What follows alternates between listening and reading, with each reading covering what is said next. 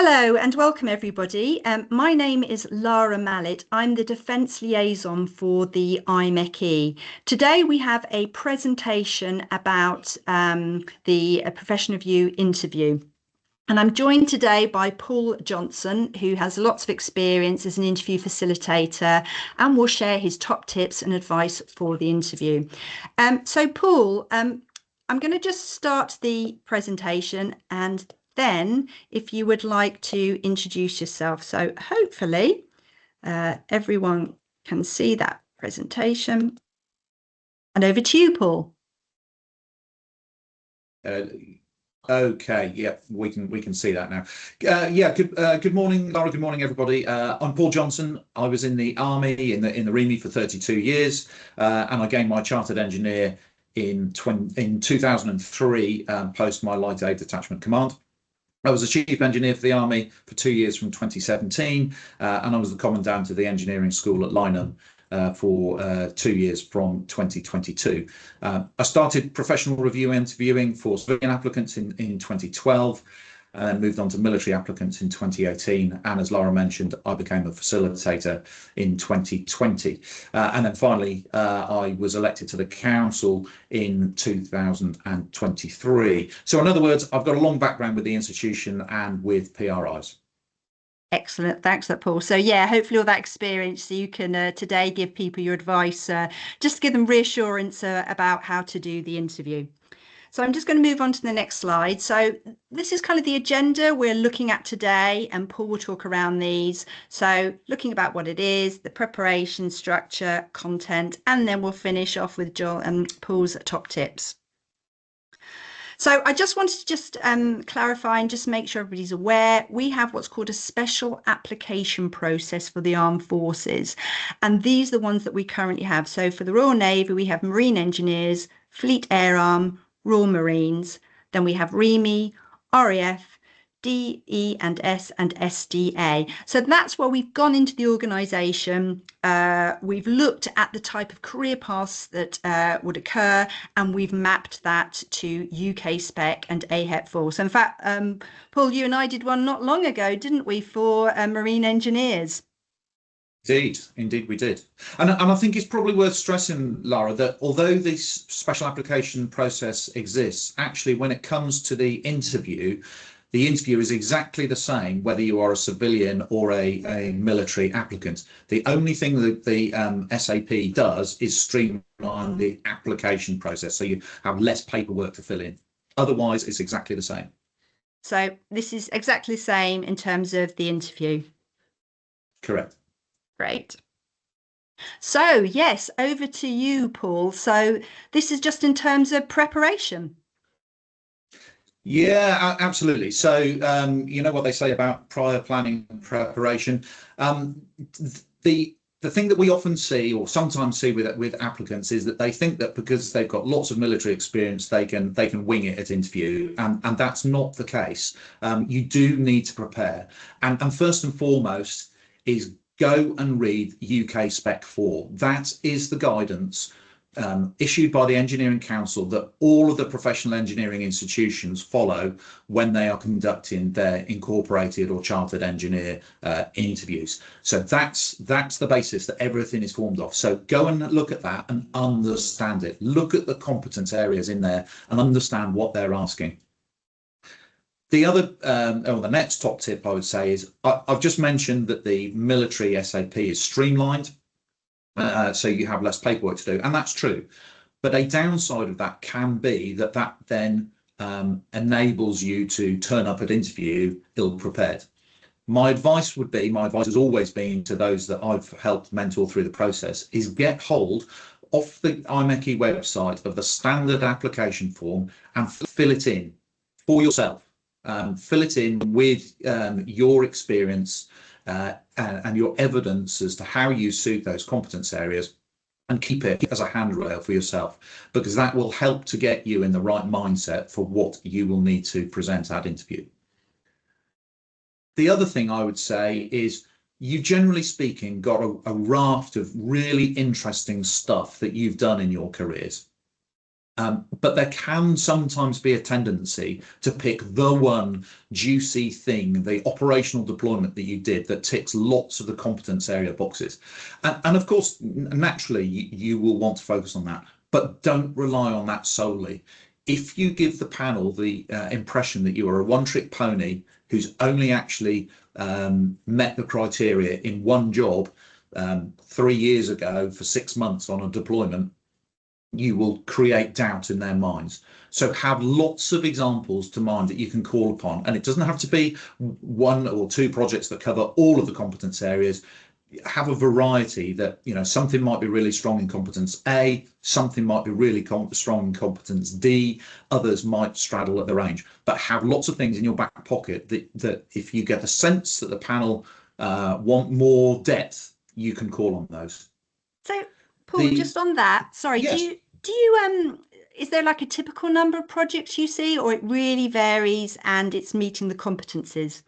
It does vary hugely. But what I would say is the strongest applicants, the ones who absolutely smash the interview, generally speaking, have lots to call on, and that could be 4, could be 10. It just depends. But they consistently give the impression that they've done lots of different things. They've been able to apply their knowledge and understanding in a variety of areas. It wasn't just one job.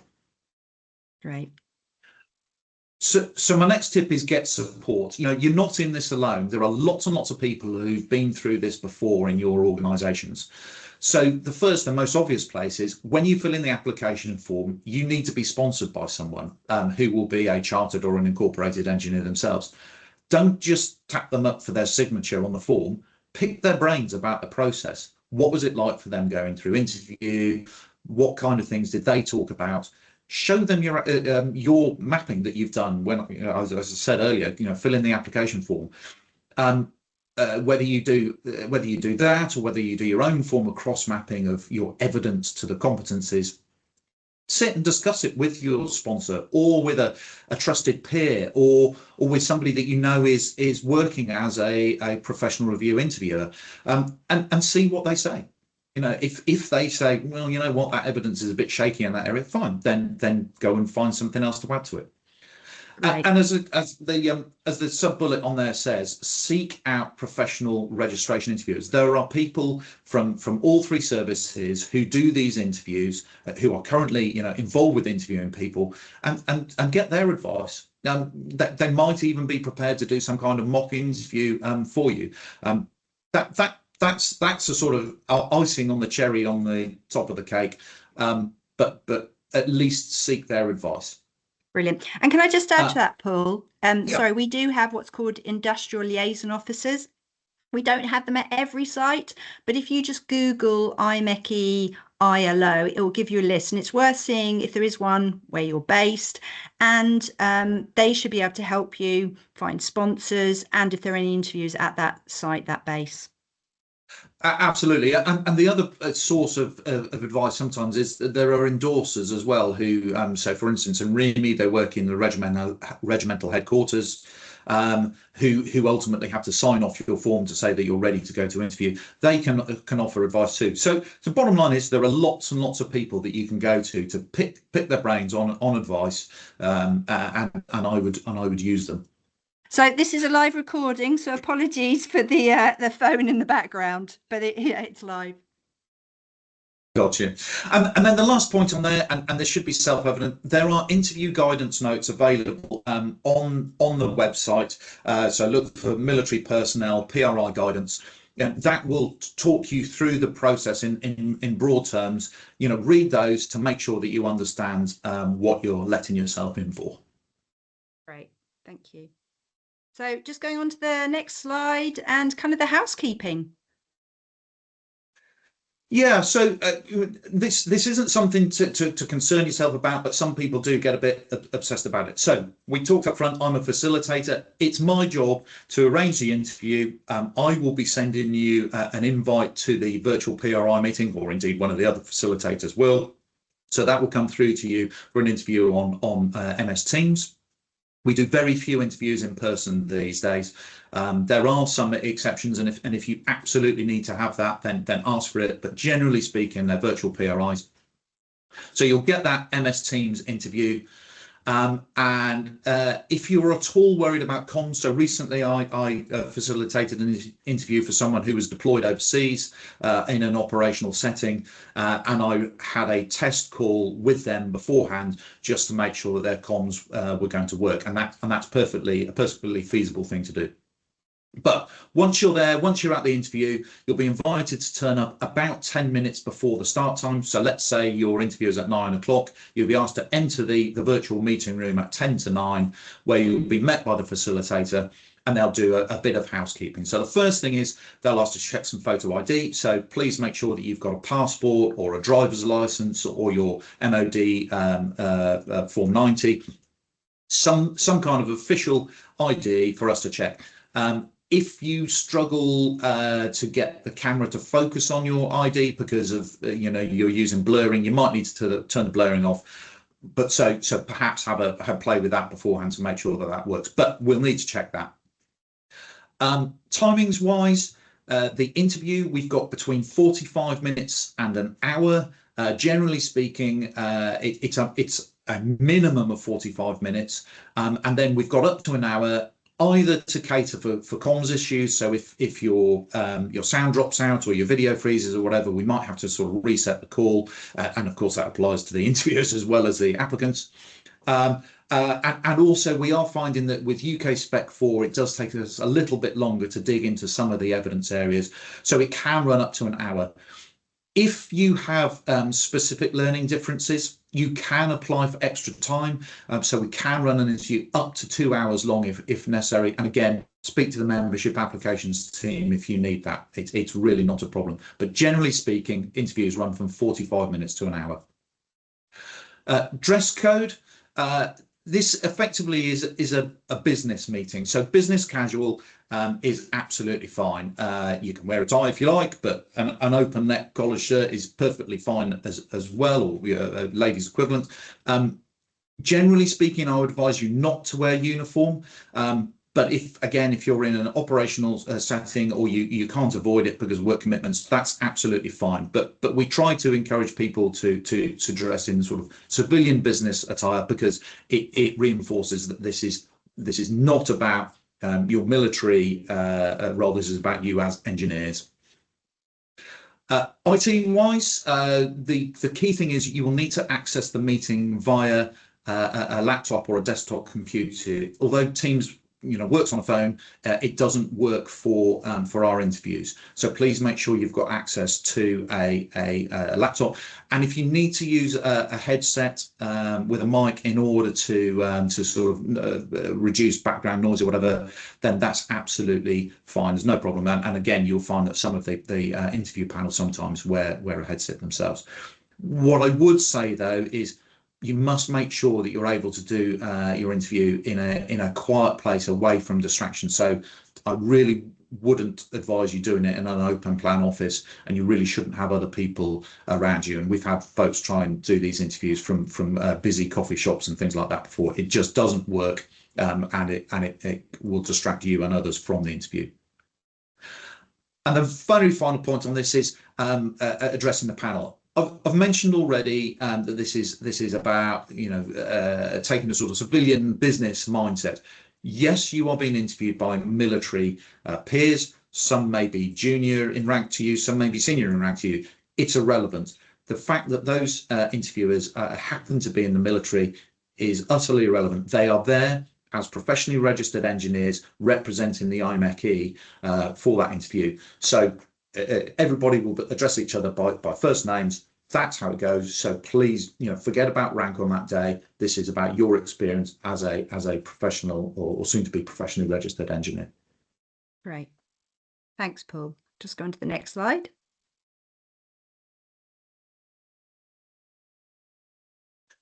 Okay, so we've touched on this already. Generally speaking, there'll be 3 people from the IMechE present on the panel. the two most important ones are listed at the top there. There's the chair and the co-panelists. So the chair, as the name suggests, will coordinate and lead on the discussion with you. The co-panelist will ask questions as well. And between them, you'll often find that they are, one will be asking you questions, one will be head down scribbling notes, and then they'll swap over. And they will often say to you, don't be distracted by the fact that they've got their heads down. They've got to capture evidence. Doesn't mean that they're not listening. Actually, far from it. They're capturing evidence. But so those two people will be the ones who are talking to you. Myself, as an example, as a facilitator, I will remain on the call, on mute in the background, and my role is to make sure that it runs fairly and in accordance with our processes, so that you're being treated fairly as applicant, and indeed that there's nothing untoward going on with the panel. Very occasionally, we have observers in. These are people who are training to become panelists themselves, and they will listen. They have no sort of voting rights, as it were. They won't be scoring you, or their scores won't be added to any reports. But it's just a training opportunity for them. The panel, as I mentioned, are professionally registered engineers. An interesting point to note is if you are on an interview yourself to become chartered engineer, your panel, your chair will be a chartered engineer. The co-panelist could be an incorporated engineer. So long as the chair is a chartered engineer, that's absolutely fine. So with an incorporated engineer application, they could be chartered or incorporated. It makes no difference. But the point is, they will both be professionally registered. The background and their experience it will be commensurate with their level of registration. So sometimes you've got people who have been in the army for, or Navy or Air Force for 5 years, maybe minimum. Others will have been in for sort of 20 or 30 years. What I would say, though, is don't assume any particular level of understanding or knowledge. So, for instance, and on the Army side of things, I've seen this quite often, you might have an applicant who has got a deep background in aviation, and the panel do not. So don't assume that they understand the terminology, in this case, around aviation. So explain acronyms the first time you use them, and be prepared to answer subsequent questions if they don't quite understand what it is that you're saying. And the same goes for the Navy. If perhaps you work on the nuclear side of things, and you're dealing with someone who works for the Fleet Air Arm or just on a normal surface fleet. The panel are all trained. They go through formal training to become interviewers, and that's routinely refreshed as well. And as I said, once they're trained, they'll then go and observe, so that they can see how the thing works, they can see good practice, and then they will start as a co-panelist. Once they've done often a couple of years worth of co-panelist stuff, then they might be invited to become a chair, and they go through additional training as a chair. So in other words, they're extensively trained. That training is refreshed, and that's training in how to run fair interviews and how to get the best from applicants, how to tease out the evidence, and also how to be mindful of things like diversity and inclusion to make sure that they are running fair interviews. In terms of how they prepare, this is perhaps one area of difference for those that are following the special application process. So generally speaking, with a civilian applicant, there's a detailed written application which the panel will read beforehand, which means that they can prepare questions in advance and then run the interview. For those of you who are military applicants, because of following the special application process, the application is very scant. So it essentially talks about some of your education. It talks about your last postings over the last 10 years, but doesn't really go into any more detail than that. So they will have to work much harder to tease the evidence out of you without having that fuller written application behind them. So yes, they'll read it. they'll probably note that you were assigned here from those dates to those dates. That might mean that you've got experience of this, this, and this. So they might ask you about those particular things just to help support their evidence gathering. But it's a tougher interview for them, for the military applicants, for that reason. So just be prepared for deeper questions, if you like, from that. Right. And I guess that goes back to your point, Paul, that look at the standard application, because they're going to have a bit of a tougher job, the interview panel, to make sure that you're prepared and you're ready to answer those questions. Indeed, absolutely. And certainly if an applicant were to go in without having done proper planning, it can at times be like trying to get blood out of a stone. So it's really in your own interest to make sure you've done that preparation, so that you can feed them the evidence thereafter. Right. Great. I'm just going to move to the next slide. I know there's a little bit of a delay. So the next slide is now looking at the format. Yeah. So we talked about the timings on this, 45 to 60 minutes. I think I've said enough on that. The point I would stress up front is there is no set format. Don't worry about that, though. I have had over the years a lot of applicants who get a bit sort of stressed and a bit worried about, well, you know, what are they going to ask me, in what order? That really doesn't matter. That's the chair's job to do. And it's their choice. You know, they could choose to start with competence A and work through to competence E. They could take a more free-flowing approach to it. They could jump all over the place. And of course, the point is that when they ask you a question, it's very unlikely that your answer will just provide evidence against one competence area. You might provide evidence of your technical knowledge and learning and your ability to communicate. Or it might be that you're talking about managing a team of people and resource and touching on safe systems and diversity inclusion. So the simple fact is, don't worry too much about the format. Your job is prepare the evidence to answer whatever questions you get asked. However, generally speaking, not always, but generally speaking, the interviewer will start with a sort of soft question, something along the lines of, tell me about your current role, or explain to me what you've done over the last 5 years. Tell me about your experience on project X, or you know, I see from your application that you worked here in 2020. Explain a little bit about what that role involved. So it's something along those lines to get you into the interview. The simple fact is, though, that the applicant should do most of the talking. Yes, the panel are going to be asking you questions, but generally speaking, you will do most of the talking. And if for some reason that's not, then you know, take that as a warning sign that you perhaps need to give some fuller answers. Something I say to every military applicant: you will almost inevitably fall into the trap about talking about, we did this, we did that, because the military is a team-based organization, right? It's absolutely fine. But the interview is about you and your competencies, your experience. So what we need to understand is what your role was, what your decision making was, what responsibility you held. So if you give an answer that says, oh, well, we did this, we did that, what you then need to do is, you know, don't get flustered and just follow up with, and within that, my role was, my decision making was, I did this, I did that.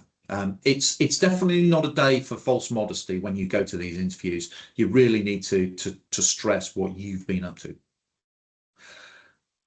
The interview, of course, despite, as I said, not having a set format, it will focus on each of the competencies, A to E, and on the sub-competencies within them. And specifically, that matters within competence D, where they will ask you about sub-competencies around diversity and inclusion, and in E, where they will ask you about safe systems, ethical engineering, and the code of conduct. And in particular, you need to have read the code of conduct, the IMechE's code of conduct, before coming to the interview. If you haven't, or if you can't discuss it coherently and convincingly, then that will limit the score that you get. And I would also caution against, I've seen it to a degree in Royal Air Force and Royal Navy personnel, but in particular amongst Army folks, there is a tendency to, when you're asked about the IMechE's code of conduct, to immediately answer, well, it's like the Army's values and standards. Yeah, that might be true, but it's a bit of a tired answer. And what you need to be thinking about is, how is it like the Army's values and standards? How is it like the similar codes within the other services? In what way? What do you think is the most important part of it? How do you think that applies to your dog? So don't give lazy answers. Really think about the sort of so what's in it. And the other one in the subcompetence area that, again, people can tend to skim over is continuing professional development. When you become professionally registered, you are signing up to embark on continuing professional development for the rest of your career, and you need to be thinking about this now. So you really should have a CPD plan. And that's not just about, career markers for when you're going to promote or career courses you're going to do. How are you going to develop yourself? So really think about that. And I think we'll come back and talk about CPD in a little while. The last point is about supplementary evidence. There is no obligation to provide supplementary evidence, but if in explaining some particular experience you've had, you think, hang on a minute, I've got a photograph of that, or I've got a diagram, or I've got a widget here, or, you work in a particular team now and you can hold up a sort of composite blade to the camera to show the interview panel something. Bear that in mind. As I said, the panel have a tough enough job as it is. If you can make it interesting for them, what you're telling them, if you can show that sort of, you've gone that extra mile to offer them some evidence by providing a picture or a widget to hold the camera, then so much the better. What you can't do with supplementary evidence, though, is give a presentation or indeed run a video. So please bear that in mind. But pictures, diagrams, things held up to the camera, that is absolutely acceptable, and I would encourage it. Great, thank you. Paul, a question I get sometimes asked, not just by the armed forces, but in industry, if there's the work they're talking about is security or sometimes commercially sensitive, and they can't disclose information, how would you get them to prepare for that? Yeah, so I mean, the simple fact is that MS Teams it's not a secure means of communication. So you absolutely should not be discussing anything that is sensitive over there. The panel, generally speaking, though, are they're clearly can be security cleared. They may be hire cleared. So they will understand if you are unable to talk about it. So if you can talk around something in a way that doesn't compromise yourself, that's fine. But clearly, the best way to prepare is have evidence from other areas that you can talk about. Great. Thank you. So I'll just move on to the next slide. I know there's a little bit of delay. And this is now UK spec and the competencies for IMechE and CMechE. Absolutely. So there are 5 competence areas under UK spec 4. Competence A is about knowledge and understanding. B is about practical application. C is about management skills. D is communication and interpersonal skills, and E is professional conduct. And I've already touched on some of those other things. So the point to note is that those are all equally weighted. Typically, my experience is that civilian applicants are able to perform a little better against competencies A and B, the knowledge and understanding and practical application, but are often a little weaker in the other 3 areas. And by contrast, military personnel, because of the nature of what you do and how you do it, are often weaker on A and B and stronger on C, D, and E.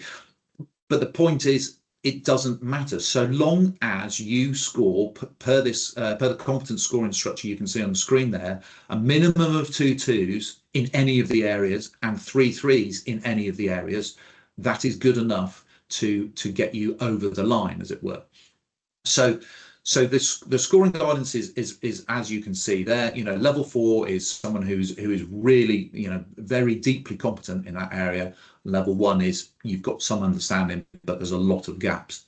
So, so clearly you want to score as well as you can across all of the competence areas, but 2 2s, 3 3s, that's the minimum criteria that we're looking for.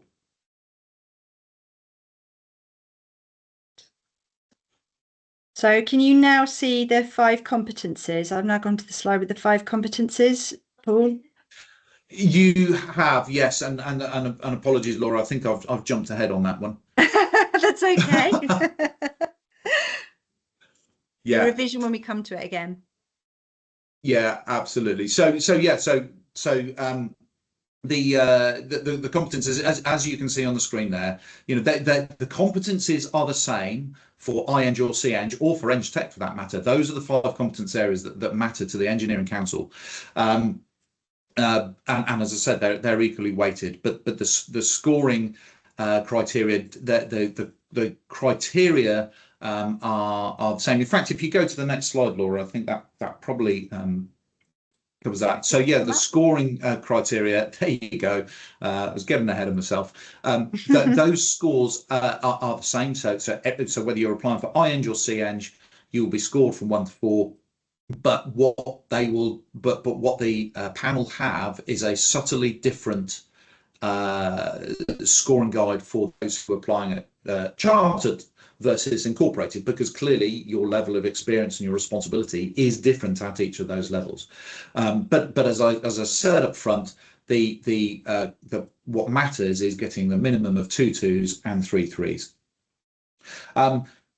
My advice with respect to those competence areas that we talked about in the previous slide, A to E, and as I mentioned right up front in this, is go to the UK spec and pull out the definitions of what those competencies are covering. They're quite detailed, and they explain fully in there what it is that they are after. So go and read those, and then start to think, okay, in which jobs did I best demonstrate that? And that's how you start to capture your evidence.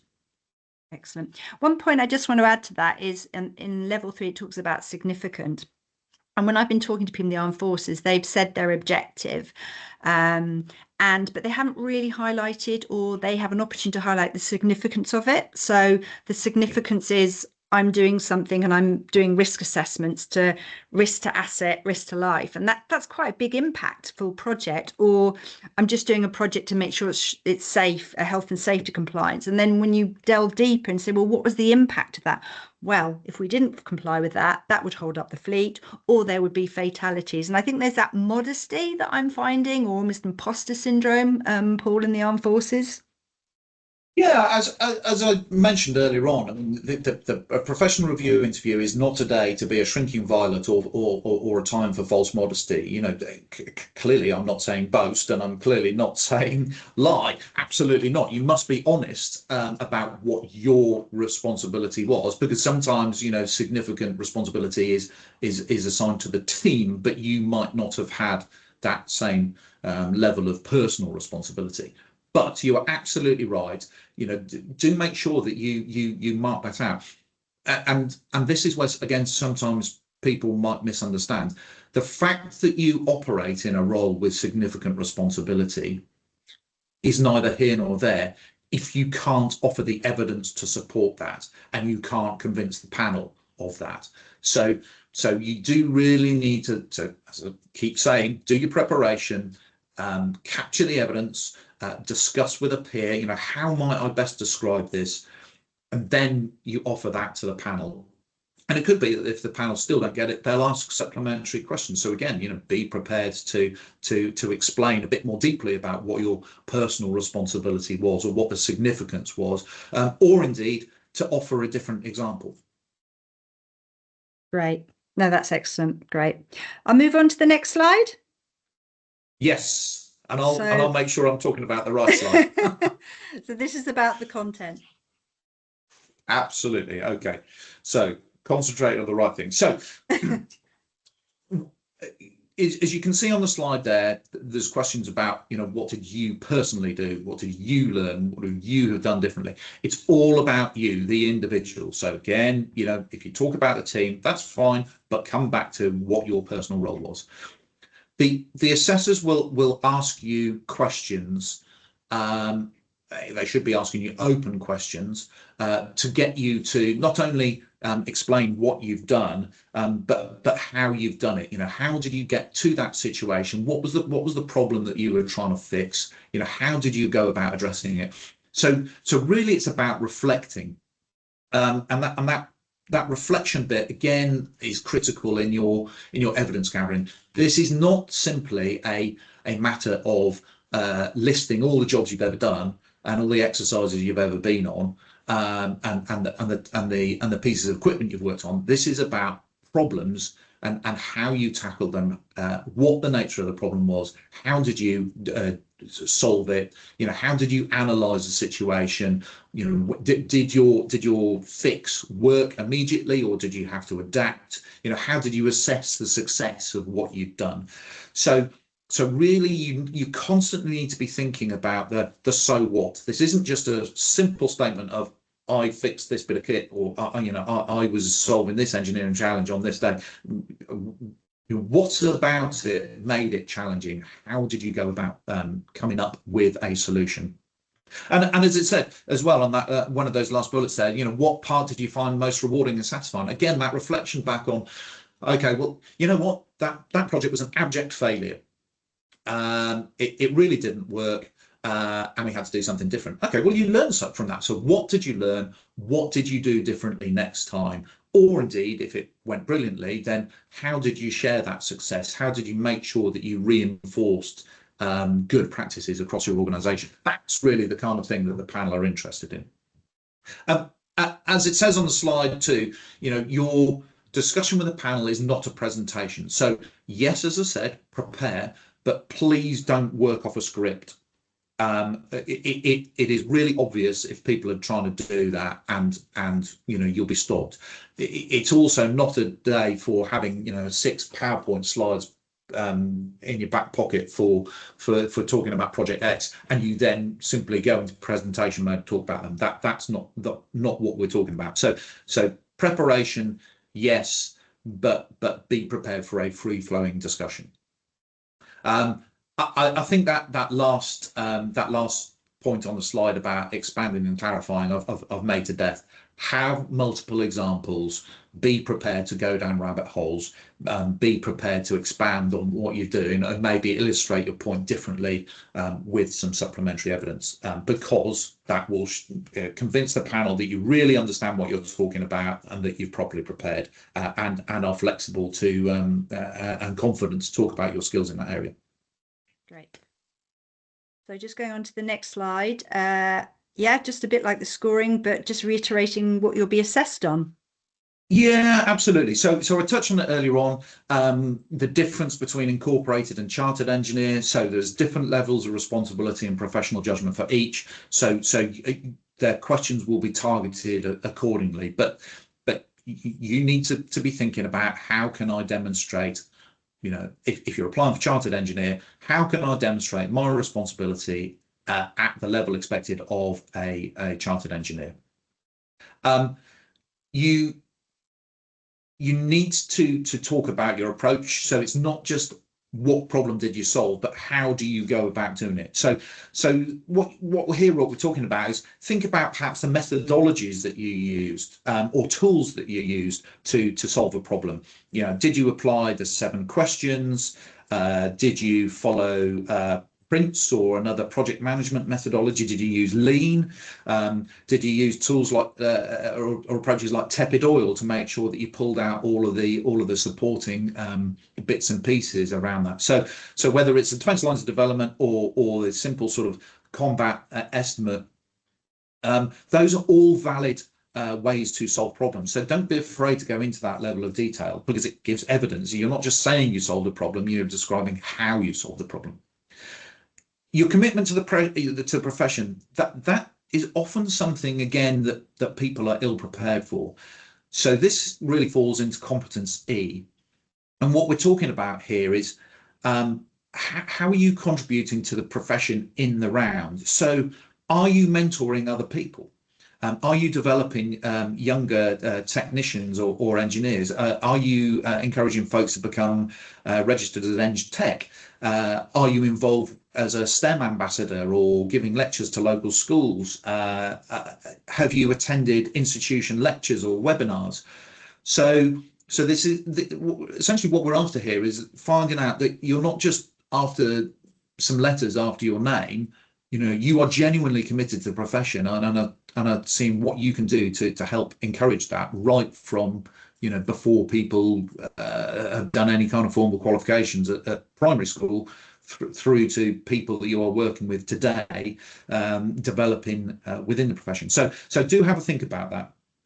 Your communication skills, clearly a big one is your ability to communicate effectively and listen and speak at the interview, but also your ability to write well, and present. So if for instance you've had to write a paper on some safety function, or you've had to defer a defect on an aircraft, and you've had to present that up to the MAA or to a 2-star, or whatever it might be, or indeed that you've had to present at some kind of military or indeed civilian conference. Those kind of things are good examples of how you communicated. So it's not just your ability to speak, it's not just your ability to write orders for your troop or platoon or flight or whatever.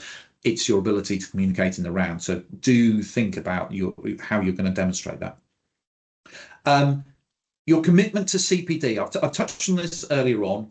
You are committing to develop yourself throughout your career. Some people fall into the trap of thinking it's about courses, it's about formal learning courses, and of course those are valid means of CPD, but there's other stuff around. You might have read an article in Professional Engineering or in the newspaper, or online. You might have done some on-the-job training, or pre-employment training for a particular role. You might have attended IMechE lectures. The point is that there's a variety of stuff that you will have done and should still be doing to develop yourself. So think about that and start to capture it, because once you are professionally registered, you will need to formally capture it and reflect on it for the rest of your career. So get into the good habit now. And something else as well is, don't just do CPD for the sake of it. What you should be doing is a SWOT analysis on yourself. So you're doing this cross-mapping to the competencies we've discussed. Do a SWOT analysis. What are you good at? What are you weak at? What are some opportunities through your job or through your trade group or whatever it might be to develop your skills? And is there something coming up that is a threat to you? Are you about to move to a different job about which you know nothing about? Is there a new platform coming into service, or a new technology, or artificial intelligence? How is that affecting your job? What can you do to improve your abilities and understanding in those areas? So once you've done that SWOT, then you need to apply the plan, do, check, act cycle of, okay, so what training, what learning, who am I going to go and talk to gain those skills in those areas? That all contributes to a CPD plan. So do think deeply about CPD. When you've read UK Spec 4, you will see that it talks about providing evidence of you shall demonstrate competencies in other areas. This is a difference in UK Spec 4 to previous iterations. And essentially what it's saying is that there are particular areas where they really must see your evidence. It's not a sort of down to the interviewer's sort of subjective judgment. They really need to see clear evidence. So where this matters is twofold. One is in your cross-mapping, your evidence gathering. So really focus on having some good, strong examples for those. And where it matters too is at interview, if the panel are really digging on a particular area and asking for more evidence, or do you understand this, or give me a different example, it's probably because it's a shall. So just be aware of that and be prepared to respond. But ultimately, as a bottom line on the slide says there are no trick questions. This is an interview about peer-to-peers. The point of the panel, the job of the panel, is to tease the evidence out of you to support your applications. It's not to trip you up. It's not to catch you out. Excellent. Great. So just moving on to the next slide about interviewers' advice. Yeah, so we've covered this one a lot already, but it's worth reiterating. You know, yes, you'll talk about team. It's inevitable, and actually, it's a natural, a normal thing to do. But just make sure that you can go back and talk about your role, your responsibilities, your experience, and be honest as well. Where actually, as I said, if the team is doing something mega important, but actually your role was a sort of subordinate, supplementary one, you didn't have the responsibility, but actually, you know, what did you learn from that? How did you seek to grow your responsibility next time? That's what we really need to understand. Bottom line is, if you do slip into the sort of we think, don't get flustered by it. You won't be the first, you won't be the last, and if you forget to clarify, I can guarantee that the panel will ask you to. Excellent. So I'll just move on to the next slide. So again, just continuing the advice from interviewers. Hopefully that is coming up. There we go. Okay. Yeah, so we can see there the interviewer's advice slide. So firstly, and obviously, answer the questions asked. If you don't understand what the panel is asking you, please don't be afraid to ask them to rephrase it or to clarify. That there's no problem with that at all. If you don't know, if you can't answer that question, be honest. Please don't try and bluff your way out of it, because again, it really does show. What I would suggest, though, strongly suggest around answering the question, is to adopt a structured approach to your answer. And if you've not come across it before, I would certainly recommend using the STAR technique. So STAR stands for situation, task, action, and result. So what this is about is, what was the situation you found yourself in? What was the, you know, where were you? What was going on? What was the task? What was the problem that was trying to be fixed? And what was your role in that particular situation?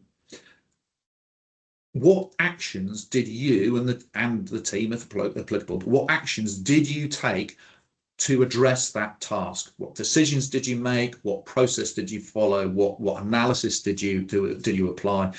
What did you do? And then ultimately, what was the result of that? Did you fix the situation?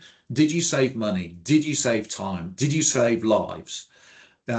So the STAR technique is a really powerful way of succinctly answering the question, but making sure that you cover all of the things that the assessors are interested in.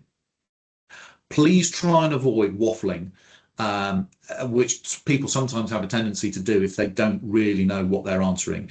A random stream of consciousness is not a good thing when you're limited on time. And what you may find is, if you are waffling, or you're not actually answering the point that the interviewer is after, they may cut across you and ask another question. Again, it's not that they're not interested, it's because in the interest of time, they need to get the evidence, and you're clearly not giving it at that particular moment.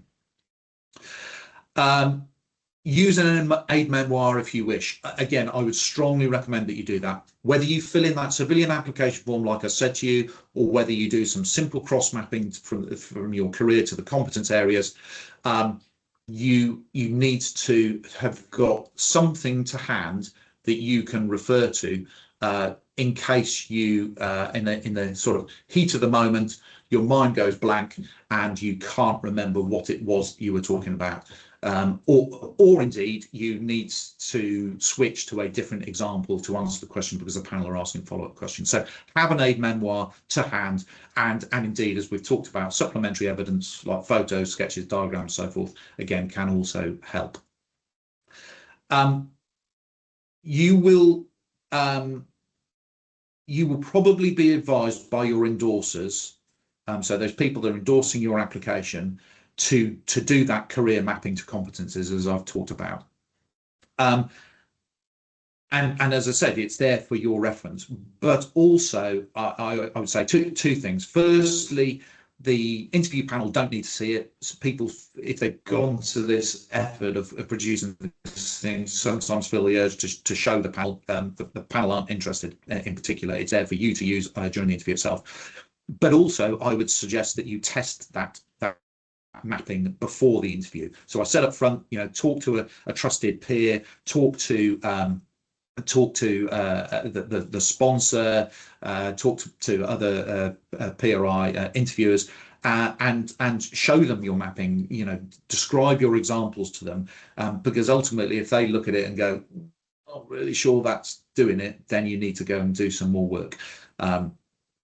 So the real point, I would say, with that application form, in terms of, sorry, that sort of aid memoir and that copy to have to hand, is it helps you if your first choice example isn't working with the panel, then what are you going to fall back on? What are your other examples? You do need to practice, you do need to rehearse, as I said, but as I said to you previously, you cannot work from a script, because it really does show, and indeed, if the panel feel that you are reading from a script, they will stop you. So just be able to talk about your evidence, but in a natural way, please. I think that's probably it on this slide, Laura. Yeah. So just moving to the next slide with the delay. So this one is just a bit of a checklist about don't forget. Absolutely. Yeah. So firstly, of course, you are going to be nervous. Many people are going to these interviews, but try to relax if you can. Be confident. You know what you've done in your careers, and you know that you've got lots and lots of evidence that you can talk about. So really, take this opportunity to tell people what you've done. Do prepare beforehand. Do rehearse your examples. Do make sure you've got lots of examples to fall back on. Do get others to help you prepare, as I've talked about. Some people do go to the extremes of having a mock professional review interview. You can do if you want. Sometimes that can be unnerving, and sometimes if someone has perhaps done it a long time ago, you're not necessarily learning the most sort of up-to-date way. So that's pretty extreme. But if it works for you, great. To try and enjoy yourself. You'll probably enjoy yourself more when you get to the end of the interview. But as I said, you should be able to relax in it, talk to your peers, and frankly reminisce about what you've done during your career. And sometimes you can surprise yourself as to just what amazing things that you've done. And if you can relax and enjoy yourself, it really does play to your favor. It comes across at interview that someone who knows what they're talking about. It helps to set the panel at ease. It makes it a much easier experience all round. And frankly, hey, when else are you going to be asked to sit and talk about yourself for 45 minutes to an hour? So enjoy the opportunity. And lastly, as I've said before now, the assessors, they really are friendly forces. They are looking for reasons for you to be elected. They're looking to tease every bit of evidence out that they can from you to support your application. They are not there to try and catch you out. Excellent. Okay. So next slide coming up will be about the outcome of the interview. Yeah, so once the interview is over, you will stay in that virtual room with the facilitator, and they will give you a bit of a debrief. And the first thing that they will do is explain the process to you as to what happens next. And the key thing is that people immediately want to, how did that go? How was it? There's no point asking the facilitator or the panel how it went, because the panel only makes a recommendation to the professional review committee. So in theory, the panel could recommend something which the PRC subsequently choose to ignore. So it would be false to have the panel tell you how they think they did. And the reality, therefore, is that the report that the panel write goes off to the PRC, and the PRC sits at a regular sort of drumbeat of meetings, but it can be some time later. It can be weeks later, and therefore you won't hear the results on the day itself. You will typically hear around 6 to 12 weeks later. The norm is around about 8 weeks. Currently, as we're recording this webinar, it's around about 6 weeks, but this year there has been a backlog, so it can be much later than that. Why does that matter?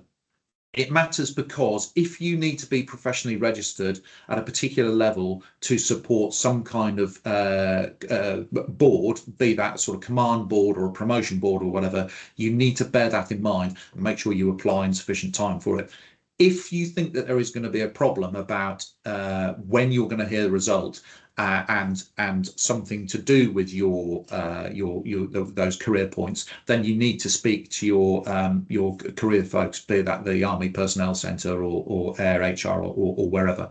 So and there's nothing that really can be done to sort of short circuit that process. But bear in mind that the sooner you apply, the better, frankly. So the panel will make recommendations in a report, which boils down to 3 things. If everything's gone absolutely swimmingly, you've scored that minimum of 2 2s and 3 3s that I talked about, they will recommend to the PRC that you are elected to membership. The other 2 options are defer or not recommended. And what that could mean is that either you haven't offered the evidence that you have a deep enough understanding of those competencies, or don't operate at that level, and therefore you may need to go away and work on a particular area. So if, for instance, you performed at an interview in a sort of suboptimal way and they scored you a 1 or even a 2 in competence A and a 1 in a competence D, for example, or indeed, you scored 2s across the board, they will say so in the report. They'll explain what the shortcomings were. And it could be, of course, that you do have the evidence, you have done these things, but you just didn't explain it well enough at interview. Or deferred, what might mean that you're perhaps not operating in a role right now that's commensurate with IMechE or CMechE. And in that instance, again, you would perhaps have to switch to a different role to do it. But again, the report will explain that. So if you find yourself in a position of being deferred or not recommended, then you will be told as much, and you'll also get a copy of your report from the interview, which will highlight these things, and you can then use that as the basis for moving forwards. So that could be that you think, hang on a minute, I absolutely have got that evidence. Maybe I didn't put it across well enough, or maybe I should have told them about this example instead. In which case, you're good to go. You can reapply immediately. If you look at it and go, you know what, they're right. I am weak in that area. What am I going to do? How am I going to develop my CPD plan to address that shortcoming? Right, it's going to take me 6 months, whatever. You go away, you do that, and you reapply in 6 months' time. So it's entirely up to you at that point how you tackle that. But if as we all hope, you are successful, that the panel recommend you, that the PRC supports that recommendation, you will get an email telling you that you're successfully elected to be a member of the IMechE, and you're registered with the Engineering Council at the level that you've applied for. I think it's probably also worth noting this point now, because sometimes people ask it. If you apply for incorporated engineer, and you absolutely smash the interview and you provide lots and lots of evidence that in reality shows you're operating at a higher level, the panel cannot recommend you for chartered engineer. They could recommend you for incorporated, but you would have to apply separately for chartered engineer. So again, in terms of your preparation, make sure you're applying at the right level, because even if you smash the interview, you can't get a higher level of registration than that which you are applying for. Let's go on to the next yes, slide. Oh, okay. Yeah, so we're on to the next slide, aren't we? Indeed. So again, I think this kind of reiterates what you've just said. Reasons for success. So the reasons for success, well, there are many, but here are some of the reasons. So the first and foremost is you can relate your evidence to the UK spec. As I said, the UK spec is what the interview and the questions are all based around. So read the thing, make sure your evidence relates to that. If you can get that evidence across, then you're going to be successful. The second thing is, offer multiple examples. If you come across as that one-trick pony who had a brilliant job 2 years ago on some operational deployment somewhere, brilliant, but you need to be making sure that you're offering something relevant. And by relevant, there is a time element to this as well. So the panel ideally want to hear about evidence from the last 5 years. It can stretch out to 10 years, but really you should be concentrating on the most recent stuff if you possibly can, but have lots of examples to fall back on. We talked about being nervous. It's only natural. But if you attend the interview and you're really nervous and you clam up and you say nothing, that's not going to go well. If you're enthusiastic and engaging and good-humoured and adaptable in the interview, you'll put the panel at ease. They'll enjoy it. You'll enjoy it. It will be more successful. Be honest about what your abilities are. Do that SWOT analysis of yourself. Where are you strong? Where are you weak? How have you addressed it in the past through your CPD? Where are you going to develop your CPD next?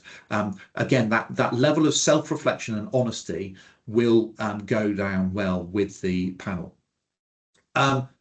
Use the time wisely. As I said, if your tendency is to waffle and you obsess about one particular thing, that eats up the time available to the panel, which might be better spent talking about something else. So give a full enough answer, but without giving them war and peace, and just be prepared for them to intervene. And again, it shows if people have practiced beforehand and they understand the need to get through those competencies.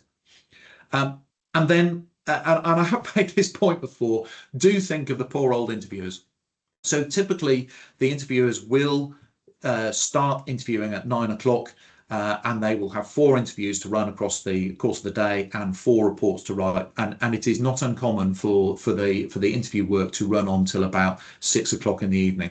It's a long time to be sat in front of the screen, concentrating on what people are saying and writing reports. Hey, they volunteer to do it, so don't have too much sympathy for them, but do try to make life as easy for them as possible. And you can do that by, as I said, standing out for the right reasons, that you're enthusiastic, you've got interesting examples, you engage with the questions, you offer supplementary evidence. Those strongest candidates that I've seen over the past 12 years have always been the ones who are the most engaged, the most enthusiastic. And if you can try to emulate that, you'll be onto a good thing. Excellent. Great, thank you. So yeah, just coming to the next slide. This is just about resources. I'll let you talk about this, Paul, but I haven't put the links in. We will provide in the future, we're going to do QR codes on the website, but if you Google these, you should get the information. So Google Engineering Council, UK Spec, the standard application form, and we have those YouTube videos. Paul, anything you want to add for these resources?